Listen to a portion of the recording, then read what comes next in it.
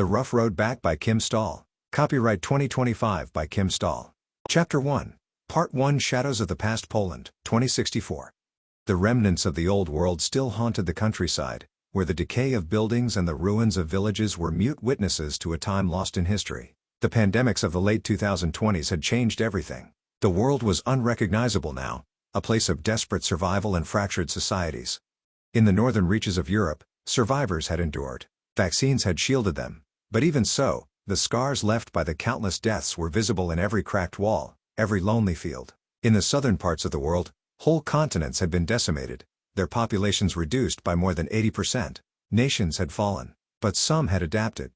Tomasz, once a soldier, now a farmer, had found his new life in Poland. 8 years ago, he and his family had left Denmark, seeking solace in the relative calm of rural Poland, far from the chaos of collapsing cities and violence. They had built a home here, small but sturdy, surrounded by the endless, wild fields that had once been fertile but were now barren from years of neglect. The remnants of civilization were scattered, but in his family's small village, they found peace.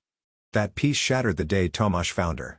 She had been hidden in an old crumbling building on the outskirts of their village, her body barely alive. A 17-year-old girl, her eyes hollow from years of suffering. But still, there was a flicker of life in her. Defiance, perhaps, or maybe just the last shred of hope. Her name was Maja. Her story was like too many others, but what struck Tomasz was the pain in her eyes. She had been sold into slavery and prostitution at the age of 12 by her own family. She had survived in the worst possible way, and now, she was alone, cast aside, and forgotten.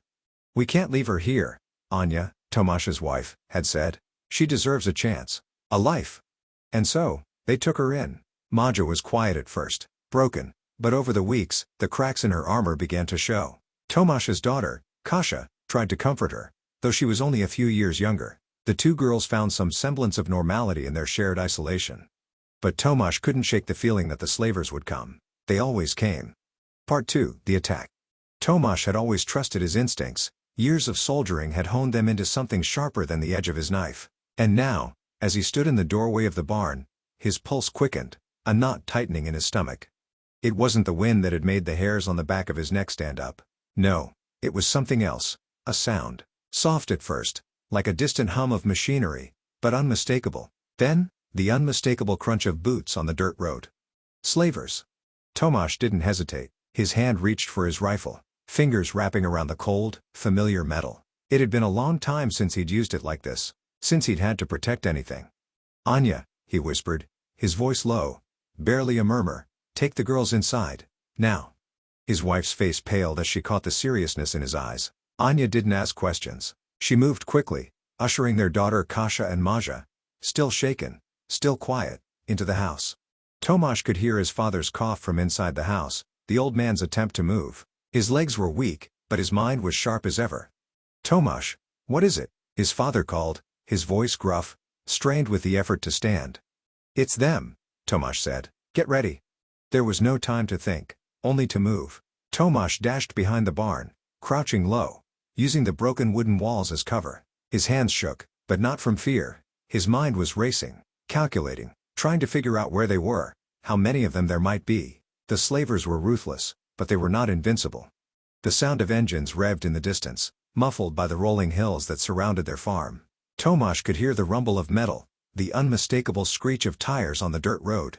They were getting closer. The air was thick with tension, a quiet before the storm. Suddenly, the silence broke. Gunfire. Tomasz flinched, the sharp crack of the bullets sending a jolt through him. He immediately pressed himself against the barn, trying to stay hidden, but his heart raced, pounding harder with every shot. It wasn't the sound of wild, reckless shooting. No, this was coordinated, deliberate. The slavers were taking no chances.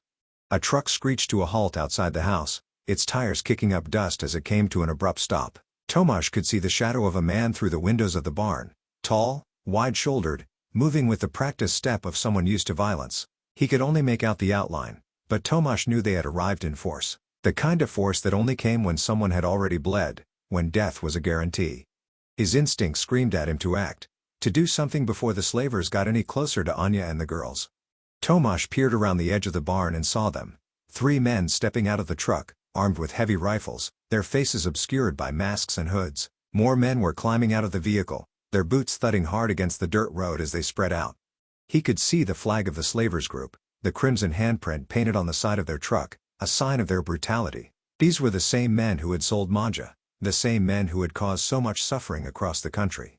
Tomasz swallowed hard, his breath was tight in his chest, but he steadied himself. He wasn't just fighting for his family anymore, he was fighting for Maja, for the girl they had saved, who had already been through too much to face this kind of terror again.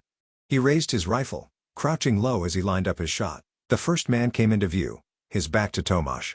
A single pull of the trigger would take him down, but there were too many. The slavers had numbers, and Tomasz was alone. He needed to draw them out, needed them to come closer.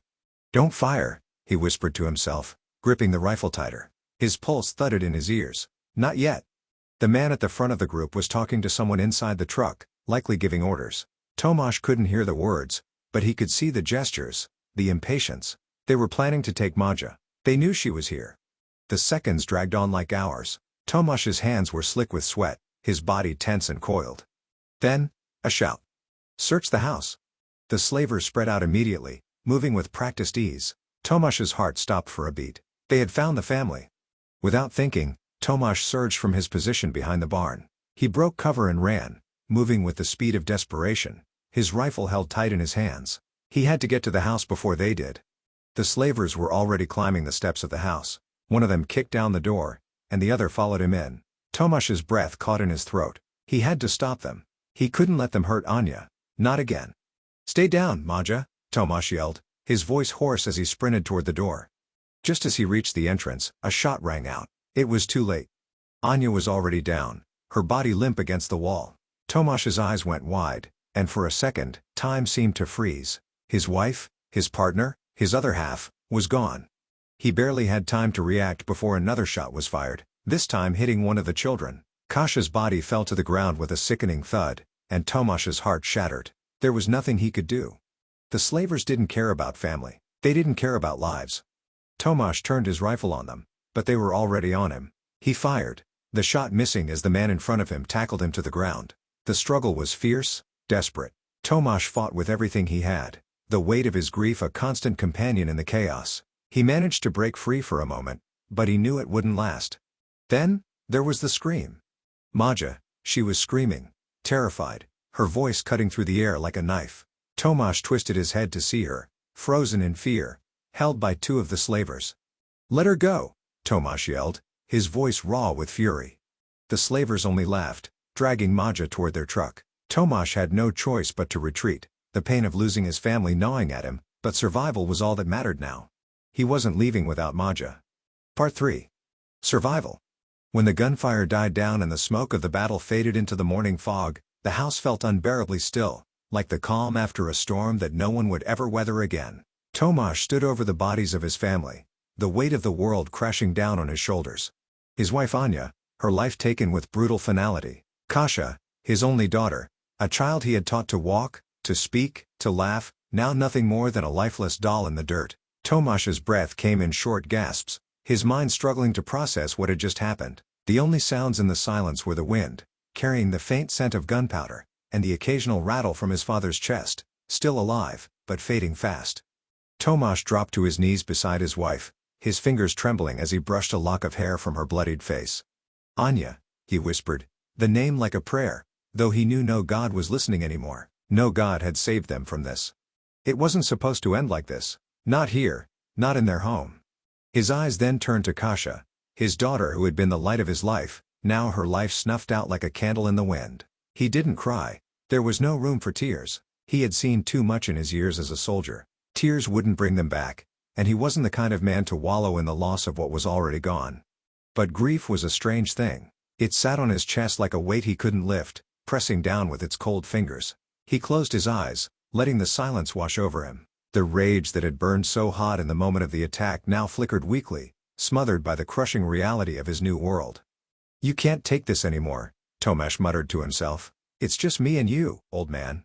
He turned his attention to his father, who was struggling to sit up beside him. The old man's face was pale, his breathing shallow. Tomasz's heart twisted at the sight of him. His father had always been strong, his backbone as solid as the oak trees in their small village, but that strength was fading now. Age, injury, and grief had worn him down. Tomasz helped him sit up, his hands shaking as he adjusted his father's weight. "You can rest later, Pop. But not yet." His father muttered something unintelligible, his eyes glazed over with pain. Tomasz didn't have time to coddle him. They had to move. But where? The slavers weren't done. They would come back.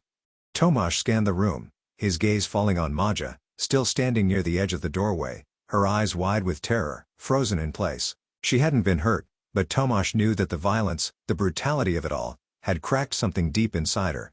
"Hey," Tomasz called, his voice more hoarse than he'd intended. "Maja, we're leaving. Now." She didn't move at first. Tomasz rose to his feet, his legs feeling like lead as he made his way toward her. His mind was racing, every instinct telling him to move, to get out, to survive. The rest didn't matter anymore. "You don't have to tell me twice," Maja finally muttered, her voice flat. "I'm not sticking around for round 2. Tomasz didn't even crack a smile, but there was a faint flicker of something inside him at her words. Humor, even dark humor, was a rare thing these days. It was the kind of thing you clung to when everything around you was turning to dust. Tomasz wasn't sure if he should be grateful for it or disgusted, but in that moment, he didn't care.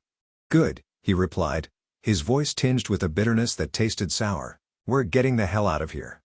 He turned his attention back to his father, helping the old man to his feet. There was no grace left in this. No gentle farewells, just survival. They moved quickly, not talking much, just the clatter of feet and the occasional grunt of pain from Tomasz's father as they gathered their belongings. It felt wrong, leaving so much behind. His wife's favorite scarf was still draped over the chair. The little wooden cross that hung above their bed was still there, untouched, but none of it mattered anymore.